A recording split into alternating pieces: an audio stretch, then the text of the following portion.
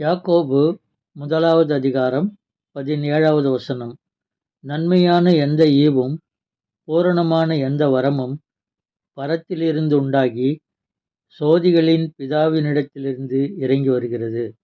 அவரிடத்தில் யாதொரு மாறுதலும் யாதொரு வேற்றுமையின் நிழலுமில்லை.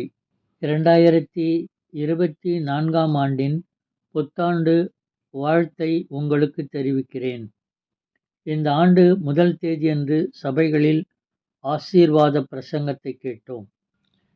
மானுட வாழ்வு, இன்பம் துன்பம், வறுமை ஐஸ்வர்யம், சோதனை போராட்டம், ஏற்றம் தாழ்வு, பெருமை சிறுமை என்பன போன்ற சிந்தனைகளாலும் செயல்களாலும் இப்போது நிறைந்து காணப்படுகிறது.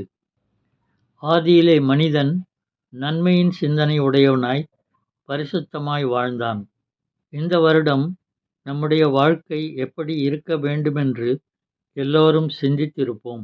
ஆனால் தேவன் சொல்லுகிற உபதேசத்தை நாம் கைக்கொண்டால் நாம் இவ்வுலகில் சமாதானம், மகிழ்ச்சி, தேவ ஆசீர்வாதம் ஆகியவைகளை பெற்று வாழலாம்.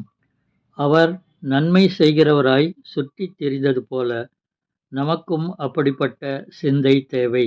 இயேசு சிலுவையிலே அறையப்பட்டு இரத்தம் சிந்தி சமநிலை பிரமாணத்தை ஏற்படுத்தி வைத்திருக்கிறார். ஆகையால் எதை குறித்தும் கவலைப்படாமல் நம்முடைய விண்ணப்பங்களையும் வேண்டுதல்களையும் அவரிடத்தில் தெரிவிப்போம். இயேசு காட்டும் வழியில் நாம் செல்வோமானால் அவர் நம்மை காத்து கொள்வது உறுதி. ஜெபம்.